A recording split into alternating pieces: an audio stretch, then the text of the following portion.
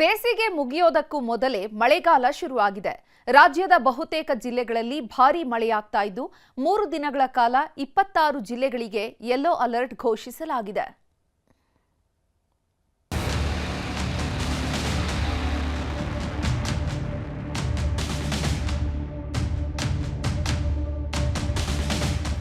ಒಂದಲ್ಲ ಎರಡಲ್ಲ, ಕಳೆದ 3-4 ದಿನದಿಂದ ಕರುನಾಡಲ್ಲಿ ಮಳೆ ಮಾರುತ ಬೀಸೋದಕ್ಕೆ ಶುರುವಾಗಿದೆ. ರಾಜ್ಯದಲ್ಲಿ ಸುರಿತಾ ಇರೋ ಅಕಾಲಿಕ ಮಳೆಗೆ ಕರುನಾಡಿನ ಜನ ಅಕ್ಷರಶಃ ಕಂಗಾಲಾಗಿ ಹೋಗಿದ್ದಾರೆ. ಬಿರು ಬಿಸಿಲಿನ ಜೊತೆಗೆ ಮಳೆಯ ಅಬ್ಬರವೂ ಜೋರಾಗಿದೆ. ಬೆಳಿಗ್ಗೆ ಹೊತ್ತಲ್ಲಿ ಸೂರ್ಯನ ಪ್ರತಾಪವಾದ್ರೆ ಸಂಜೆಯಾಗ್ತಾ ಇದ್ದಂತೆ ವರುಣದೇವ ಅಬ್ಬರಿಸಿ ಬೊಬ್ಬಿರಿಯುತ್ತಿದ್ದಾನೆ. ರಾಜ್ಯದ ಹಲವು ಜಿಲ್ಲೆಗಳಲ್ಲಿ ಬಿಟ್ಟು ಬಿಡದೆ ಮಳೆಯಾಗ್ತಾ ಇದ್ದು ಚಿಕ್ಕಮಗಳೂರು ಜಿಲ್ಲೆಯಲ್ಲಂತೂ ಜನಜೀವನ ತೊಯ್ದು ತೊಪ್ಪೆಯಾಗಿದೆ. ಚಿಕ್ಕಮಗಳೂರು ಜಿಲ್ಲೆಯಲ್ಲಿ ವರುಣನ ಅಬ್ಬರ ಹೇಳತೀರದಂತಾಗಿದೆ. ಗುಡುಗು ಸಿಡಿಲು ಸಹಿತ ಧಾರಾಕಾರ ಮಳೆ ಸುರಿತಾ ಇದ್ದು ಮೂಡಿಗೆರೆ, ಕೊಟ್ಟಿಗೆಹಾರ, ಬಣಕಲ್, ಚಾರ್ಮಾಡಿ ಘಾಟಿ ಸುತ್ತಮುತ್ತ ಭಾರೀ ಮಳೆಯಾಗ್ತಿದೆ. ಕೆಳಗೂರು ಸಮೀಪ ಮಹಾ ಮಳೆಯ ಅವಾಂತರ ಸೃಷ್ಟಿಯಾಗಿದ್ದು ಬಿರುಗಾಳಿ ಹೊಡೆತಕ್ಕೆ ಬೃಹದಾಕಾರದ ಮರ ಮತ್ತು ವಿದ್ಯುತ್ ಕಂಬಗಳು ನೆಲಕಚ್ಚಿ ಹೋಗಿದೆ. ಇದರ ಪರಿಣಾಮ ಚಿಕ್ಕಮಗಳೂರು ಮೂಡಿಗೆರೆ ಸಂಪರ್ಕ ಕಲ್ಪಿಸುವ ಹೆದ್ದಾರಿ ಬಂದ್ ಆಗಿದೆ.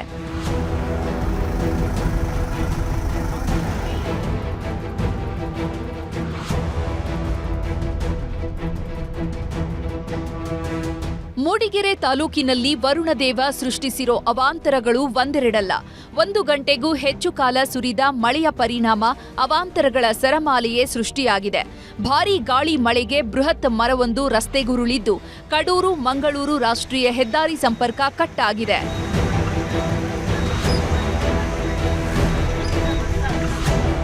ಕಳೆದ 3-4 ದಿನದಿಂದ ಚಿಕ್ಕಮಗಳೂರಿನಲ್ಲಿ ಭಾರೀ ಮಳೆಯಾಗ್ತಿದೆ. ಇವತ್ತು ಗುಡುಗು ಸಿಡಿಲಿನ ಅಬ್ಬರ ಜೋರಾಗಿದ್ದು ಚಿಕ್ಕಮಗಳೂರು ನಗರದಾದ್ಯಂತ ಮಳೆ ಸುರಿದಿದೆ. ಮಧ್ಯಾಹ್ನ ಬಿದ್ದ ಮಳೆಗೆ ಜನ ಕಂಗಾಲಾಗಿ ಹೋಗಿದ್ದಾರೆ. ಇತ್ತ ಶಿವಮೊಗ್ಗ ಜಿಲ್ಲೆಯಲ್ಲೂ ಭಾರೀ ಮಳೆಯಾಗ್ತಿದೆ. ತೀರ್ಥಹಳ್ಳಿ ಭಾಗದಲ್ಲಿ ವರುಣನ ಅಬ್ಬರ ಜೋರಾಗಿದ್ದು ಅವಾಂತರಗಳ ಮೇಲೆ ಅವಾಂತರಗಳು ಸೃಷ್ಟಿಯಾಗ್ತಿದೆ. ಗಾಳಿ ಮಳೆಯಿಂದಾಗಿ ಸಂಚಾರ ವ್ಯವಸ್ಥೆ ಅಸ್ತವ್ಯಸ್ತವಾಗಿದ್ದು ವಾಹನ ಸವಾರರು ಪರದಾಡ್ತಿದ್ದಾರೆ. ಇನ್ನು ತೀರ್ಥಹಳ್ಳಿಯ ಜೂನಿಯರ್ ಕಾಲೇಜು ಬಳಿ ಮರವೊಂದು ಉರುಳಿ ಬಿದ್ದಿದ್ದು ಕಾರು ಜಖಮಾಗಿದೆ. ಪಿಯು ಕಾಲೇಜಿನ ದೈಹಿಕ ಶಿಕ್ಷಕರಾದ ನಾಗರಾಜ್ ರಸ್ತೆ ಬದಿಯಲ್ಲಿ ಕಾರು ನಿಲ್ಲಿಸಿದ್ರು. ಇವರ ಕಾರಿನ ಮೇಲೆ ಮರ ಬಿದ್ದ ಪರಿಣಾಮ ಇಡೀ ಕಾರು ಜಖಮಾಗಿದೆ. ಅದೃಷ್ಟವಶಾತ್ ಕಾರಿನಲ್ಲಿ ಯಾರು ಇಲ್ಲದೇ ಇದ್ದಿದ್ರಿಂದ ದೊಡ್ಡ ಅನಾಹುತ ತಪ್ಪಿದಂತಾಗಿದೆ. ಚಿತ್ರದುರ್ಗದಲ್ಲೂ ಮಳೆರಾಯ ಅಬ್ಬರಿಸೋದಕ್ಕೆ ಶುರು ಮಾಡಿದ್ದಾನೆ. ತಡರಾತ್ರಿ ಭಾರೀ ಮಳೆಯಾಗಿದ್ದು 10 ವಿದ್ಯುತ್ ಕಂಬಗಳು ನೆಲಕ್ಕುರುಳಿವೆ.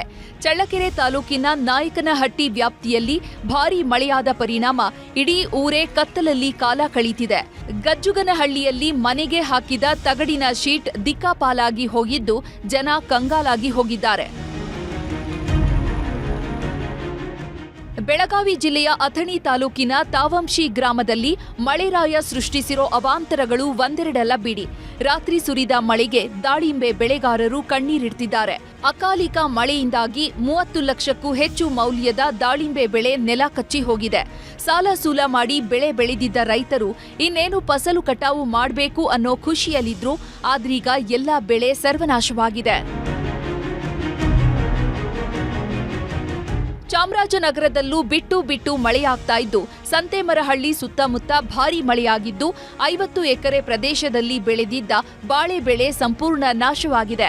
ಜೊತೆಗೆ ಬಿರುಗಾಳಿ ಹೊಡೆತಕ್ಕೆ ವಿದ್ಯುತ್ ಟ್ರಾನ್ಸ್ಫಾರ್ಮರ್ ಮತ್ತು ವಿದ್ಯುತ್ ಕಂಬಗಳು ಧರಾಶಾಯಿಯಾಗಿದ್ದು ಜನ ಕತ್ತಲಲ್ಲಿ ದಿನ ದೂಡ್ತಿದ್ದಾರೆ. ಈ ಬಾರಿ ಅವಧಿಗೂ ಮುನ್ನ ಮುಂಗಾರು ಪ್ರವೇಶ. 3 ದಿನ ಬೆಂಗಳೂರಲ್ಲಿ ಯೆಲ್ಲೋ ಅಲರ್ಟ್. ಈ ಬಾರಿ ಕರ್ನಾಟಕದಲ್ಲಿ ಭಾರೀ ಮಳೆಯಾಗೋ ಮುನ್ಸೂಚನೆ ಸಿಗ್ತಿದೆ. ಬಂಗಾಳಕೊಲ್ಲಿಯಲ್ಲಿ ವಾಯುಭಾರ ಕುಸಿತವಾಗಿದ್ರಿಂದ ಬೆಂಗಳೂರು ಸೇರಿದಂತೆ ರಾಜ್ಯದ ಹಲವು ಕಡೆ ಮುಂದಿನ 3 ದಿನಗಳ ಕಾಲ ಧಾರಾಕಾರ ಮಳೆಯಾಗಲಿದೆಯಂತೆ. ಹೀಗಾಗಿ ಯೆಲ್ಲೋ ಅಲರ್ಟ್ ಘೋಷಣೆ ಮಾಡಲಾಗಿದೆ.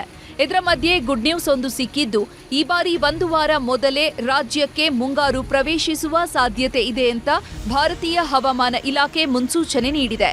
ಮೇ 26ರಂದು ಕೇರಳಂಗೆ ಮುಂಗಾರು ಪ್ರವೇಶಿಸುವ ಸಾಧ್ಯತೆ ಇದೆ. ಹೀಗಾಗಿ ಜೂನ್ 1 ಅಥವಾ 2ಕ್ಕೆ ರಾಜ್ಯದ ಕರಾವಳಿಗೆ ಮುಂಗಾರು ಮಳೆ ಎಂಟ್ರಿಯಾಗುವ ನಿರೀಕ್ಷೆ ಇದೆ. ಒಟ್ನಲ್ಲಿ ರಾಜ್ಯದಲ್ಲಿ ಮಹಾಮಳೆಯಾಗ್ತಿದ್ದು ಬೇಸಿಗೆ ಕಳೆಯೋದಕ್ಕೂ ಮೊದಲೇ ಮಳೆಗಾಲ ಶುರುವಾಗ್ತಿದೆ. Bureau report, news 18.